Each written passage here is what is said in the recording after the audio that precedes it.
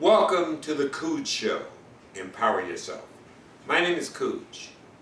Two words very seldom used in the same sentence are grief and humor. Today I would like to introduce you to an exciting new book by Dr. Ruth Baskerville, Finding Humor in Grief. This is the incredible love story of her 44-year-old marriage to her husband and her loss and journey through grief, and finally her empowerment using humor. I caught up with Dr. Ruth at her book signing at Billy Jones Studios in Orlando. Let's go to that interview. First of all, let's find out a little bit about your background. What is your background? Well, I'm your American mutt. My father was African American and Native American Cherokee. My mother was Russian Jewish. They were different religions and they were 27 years apart in age. They met in New York City, fell in love in the early 40s, and 5 kids were born. I'm the second. So now, professionally, other than write books, I understand this is your 44th book. No, this is my second book. But I was 42 years in public education. Okay. Everything from high school teacher to principal, K through 12, central office. So I had 42 years. I retired. Then I came out of retirement to be a principal in a Christian school, which is where I am right now, loving chapel and teaching. Okay. So now how did you come about writing this book, Finding the Humor in Grief? Well, it was actually sad. I met my husband in college. He walked across the campus and I fell in love. We were 19. Love at we first married sight? at first sight. Never looked back, except for perhaps a fantasy of Denzel. I have been just in love with this man, even posthumously. I just love him. And so we were married almost 45 years. And we were in the doctor's office. You know, he had some medical issues, but in no way was he, on death's door. And he just rounded the bend to go back with the doctor, and he just collapsed, just right in front of me. He just sank like a doll, and myself and the receptionist, we cradled him to the floor. He didn't call out. He didn't seem to have any pain. His face was just perfect, and he just fell like that, and they couldn't revive him, and the hospital was right across the street. So we couldn't have been in a better place, if you could have a better place. Right. And they couldn't get his heart going. They just couldn't get his heart right, and they called it, congestive heart failure. So, and then he was gone. And so I was absolutely lost, and I was trying to figure out, what to do my whole entire life. I went right from my parents' house to my husband's house, and that was my life. And we were so close. But I went to grief counseling. I started journaling because I always used journaling to help me. And the next thing I know, I had a book. And the Finding the Humor, my title came because everything that he did well that I never bothered to learn. You know how it's like, oh no, honey, I don't need to know that. You'll always be here. And then he wasn't. And so he was all the technology. My house was mute when he died, literally. And I had to learn to call up a movie, do GPS, not to fall in the pool, handle security, and everything I touched, I did incorrectly, and it turned out funny. And so I said, well, let me share the humor. That's how you get through anyway, and that was Finding Humor in Grief. So why would you say you wrote the book? And who was your target audience? Were you thinking about that? I was. It was a catharsis for me, so I knew I had to get it on the page. But why I wanted to publish it was so many people just like me grieving. Maybe there's some magic in it, or actually it's turned out, several hundred people it's resonated with them. People keep in touch with me. Strangers I don't know have befriended me. So I know it hits a nerve with folks who are going through what I'm going through, and it's not all with a mate. Some is, you lost a child or you lost a parent, but the grief piece, and to be able to step back for just that little bit, so it isn't all pain. And you can say, yeah, I love him so much for that, or I love the child that I lost for something, and I'm learning to cope. And that's all we can do is learn to cope. Now, what would you say is the core message of the book? Keep getting up. There was something actually in grief counseling that I learned from the chaplain, and that was every single day of your life, you have to get up, dress up, and show up. Not for you, but because somebody needs you to be in position to help them. And in the helping them, there's your healing. Well, I had to hear that twice because it wasn't my concept at all. I was thinking, how does that work? How do you give away so that you can get? That is absolutely 100% true. So my hope is that people reading the book will learn through me that you do come out on the other side. You still cry. I cried as early as this morning, as recently as this morning. But you dry it up, you suck it up, and you just keep getting up. You know, until you can't get up, you must get up. And you must be in position. I believe it's even God ordained. It's what you're required to do because you're still standing. And that's how I look at grief and life. Well, I'm going to ask you for two stories. What was the funniest story in your book, and what was your most embarrassing story in the book? From a humorous standpoint. Well, the most embarrassing, oh my gosh. Well, I told you I didn't know home security and all that, so I had this thing down like a science, and we have an intercom system in the house, and there's also a radio, so I knew how to work the radio, didn't know the intercom, but it also is a clock. Who knew? Somehow fiddling with the radio, I must have set the clock. So it's 2 o'clock in the morning. I'm already restless anyhow because I'm without him in the big bed, and the thing goes off, and it's the radio, and it's rap music, and it's the middle of the night, and it's loud, and it's all over. So of course I jump out of bed, and I'm being attacked. I figure somebody's breaking in, and then I'm thinking, oh my God, I'm going to be rapped and raped to death, you know? And so I half dress, I fly across. I just have Waverly's T-shirt on. I fly across to the office where he had all these, you know, exotic guns. Well, who knew? They're different sized bullets for different guns. On top of that, I didn't know how to put a bullet in a gun. So I'm standing there really scared. And I'm thinking, well, I'll either point, you know, and pretend it's loaded, a gun, or he had these samurai swords. So I could take a sword, and that was my next thought. Well, there was enough time in that period of time for someone to have come, taken me and the entire contents of the house, but you don't know it when you're scared. Right. Time stops. And all of a sudden, in my ear, this rap music had followed me. Well, that's because it was coming through the intercom. And instantly, I realized, oh, I'm not being rapped and raped. And nobody's in my house, and I was so embarrassed. Nobody was even there for me to be ashamed in front of, but I was so ashamed. Yeah. And so anyway, it took me like 4 hours to figure out how to stop the music, and about 4 or 5 days so that it never happened again. So each 2 o'clock in the morning was something happening. And now got it down, even the intercom. Yeah. So that was your most embarrassing. That was the most embarrassing. Now, what was the funniest? Without a doubt, it's got to be the exercise. You know, my husband and I were big people all our lives. Right. And so after he passed, I thought, well, I will lose weight for the two of us, honey. It's just like, you know, you talk to him and you feel. And so I joined a gym. Well, I hadn't been to a gym in, I don't know, 35 years. What do I know about a gym? And so all these little anorexic people are standing around me. I was the oldest and the biggest thing in the room. I knew that right away. But I decided, you know, I will do this.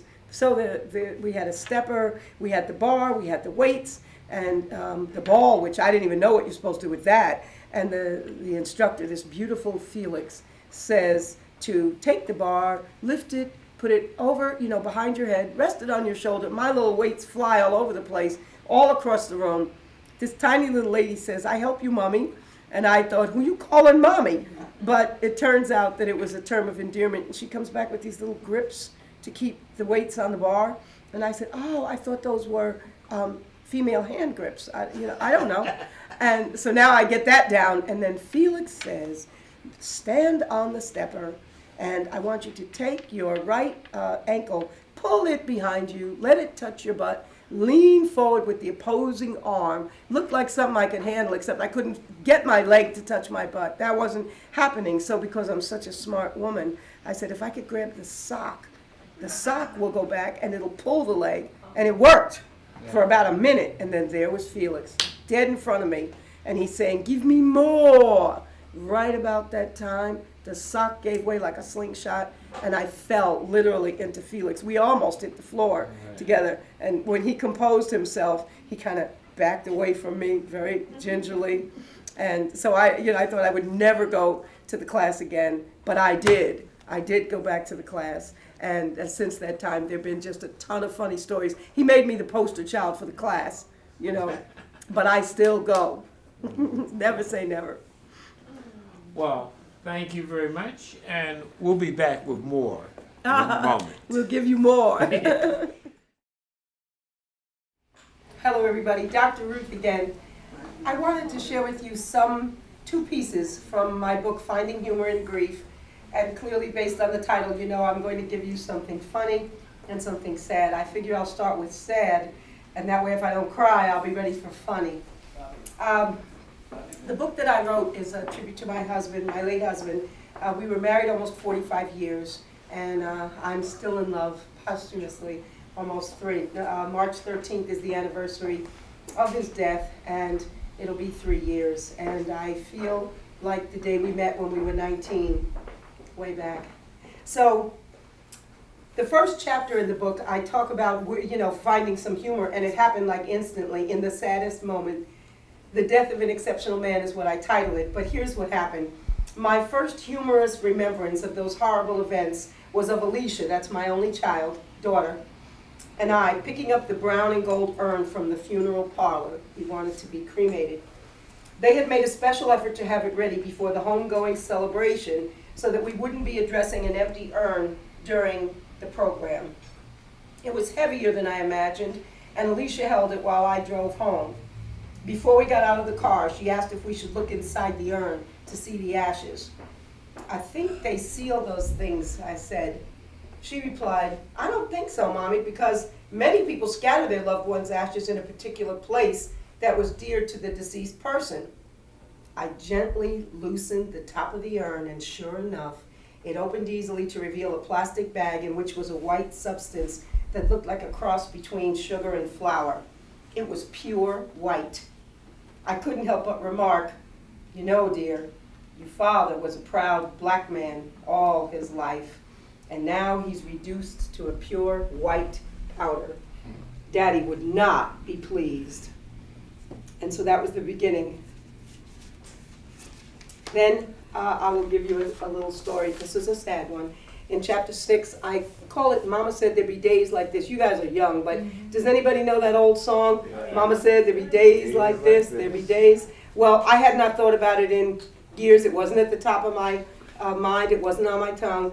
But once Waverly passed, I always prayed, but I started to pray and start every morning by thanking God for the day because I had taken the day for granted. So no more. And this particular day, I just knelt down like always. I rolled out of bed, got on my knees just to say a prayer, and something happened, and I was just crying and screaming at God.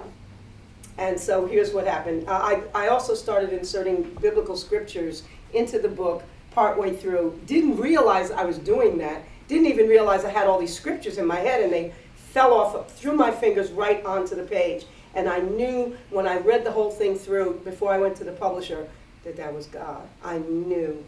So this is Psalms 35, which is "Weeping may endure for a night, but joy cometh in the morning." The day before what would have been my 45th wedding anniversary was the second most tear-filled day since Waverly died. I woke up that morning kneeling for my usual prayer, thanking God for another day and promising to be productive and patient. But before I could utter a word, I started sobbing and shouting. "So what's next? What happens now? What is it that you want me to do alone that I couldn't do with Waverly? Why couldn't I stay on Waverly's arm? What do you want of me, God? What?" I know you're not supposed to talk to God like that, but this one day, one blessing at a time thing wasn't working for me that morning. Wasn't I able to fulfill my divine purpose in life while standing next to Waverly? I went from my parents' home to my husband's home, so God must have known that I wasn't meant to be alone. What was he thinking? I didn't thank him for my daily abundance of blessings. I didn't pray for anyone else that day. I must have shown the minimum respect by saying amen. But I cried getting dressed and walking my dog Lucky. I cried because I couldn't find the Staples coupon for the ink cartridge that I needed. Then because I couldn't find one sneaker. I made it a point to keep busy with a number of tasks, but I wiped away a steady stream of tears while doing all of them. I got angry with myself because I made my eyes puffy, and then I cried about that. By late evening, I felt terrible about the way I had behaved. God could have sent me a stern message, you know, borrowing from a line in the movie Taxi Driver, "You talking to me?" I owed him a more gracious prayer that night, and I knew I had better pray for someone besides my sorry self. Tomorrow would be a better day. I knelt down, bowed my head, thanked God especially for this day that tested my faith, understanding, and patience. I thanked him for the profusion of love from my family and friends, and for allowing me almost 45 years with my true love. I thanked God for taking Waverly so quickly and painlessly without his lingering or experiencing discomfort or losing his dignity. We can't choose our exit from this life, but if we could, we'd opt for a quick and painless transition like my Waverly encountered. I promised to try to follow his spiritual path by faith. Since I couldn't see the plan right then, patience was never my strength. And I confessed to God that I regretted ever having lost patience with my husband. Throughout all the years we were together, I began wailing again. A soft voice inside caused me to make another promise to God. Since I can't change anything I ever did or said before Waverly died, I will go forward trying to exercise daily patience with everyone around me. I drew comfort from the thought of replacing that guilt with a commitment to change something unflattering about myself. Before rising, I asked God to help me keep my patience pledge. I heard him say as clearly as anyone in this room, Mama said, there'll be days like this. Amen, amen.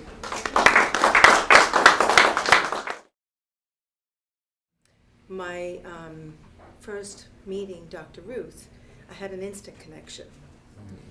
You know, when you know somebody and you don't have to say anything, and you have 30 seconds, and I feel like I've known her all my life, right from when I was a kid. And the one thing I have to tell you is we're here about grief, but I'm here to tell you about life and joy in that grief, because my dad always had a sense of humor. My dad passed away 3 years, and that's when I met Dr. Ruth. She said in her book that simply because you are alone does not mean that you have to be lonely.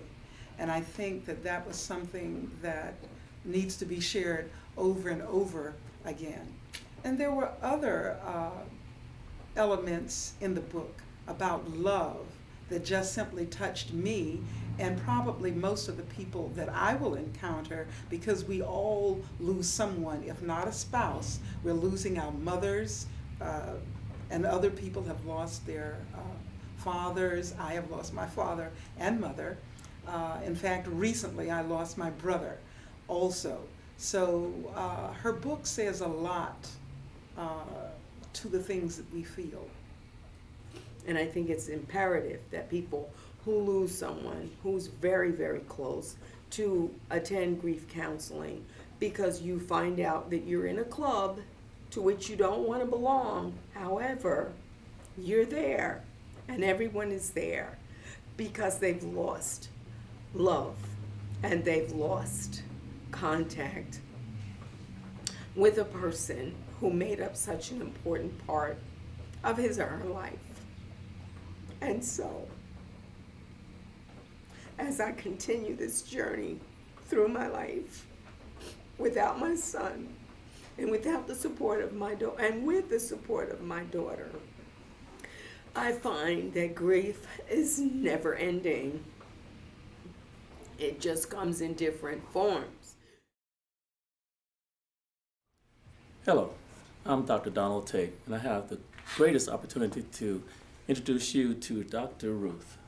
Hello, Dr. Ruth. Hello. Glad to see you again. Yes. Thank you. I have a couple of questions, but before I start the question, I read the book. You did? Wow. Wow. Where were you 2 years ago when I needed you? Oh my goodness. Tell me about the love of your life and your life together. Well, I'll try not to cry.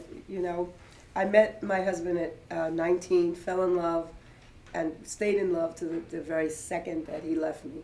And we had a really great life. We started out very poor.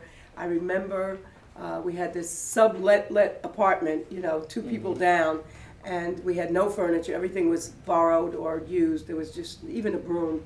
And he came home with a picture of a cherry red Corvette, and he put it on the wall that had nothing else on the wall. And I remember I started to cry, and I said, "You are such a dreamer. we will never have anything like this. And just a few years later, we worked very hard. First generation college, we didn't have anything handed to it. We bought a cherry red Corvette and several exotic cars since then. And he gave me not just a wealthy life, but a rich life. You know, from barbecuing outside to traveling, he kept the fun in our life. And most people thought it was me because I'm such an open person. Well, in my arena, in education, you know, I'm a star. But at home, the decorator, the one that said, let's do this, let's eat this, let's go here, was him. This book, for me, I was amazed as I wrote it that I put so much of me in it. Usually you have something you reserve, but I reserved nothing and didn't realize it till I was about halfway through. And then I said, oh my gosh, you put your weight, your age, you got everything in this book. And instantly I said, well, it must be God. It must be this kind of book. You have to just be willing to put your whole heart out there, which is very risky. Right. But the feedback that I got instantly, and I'm still getting back, even as recently as the night before last with a stranger, a woman calling, having read the book, and just wanting to cry and talk with me, is how I get through. Putting it on the page was personally gratifying because I felt like a release. Once I wrote it, I had a release, and I felt I had done him justice. And that was important to me. But after that, it's sort of others that have resonated, you know, in my life, and I think that's what made me say, well, then it's important, it's valuable, and you need to be the person that got through. What is the most important lesson you yourself have learned about your loss and losing your loved one? Well, I remember, you know, I was praying every day after Waverly died, thanking God for another day, which I had never done. I mean, I always prayed, and I was kind of a spiritual person, but I took life for granted. Even my parents dying didn't affect me like my husband.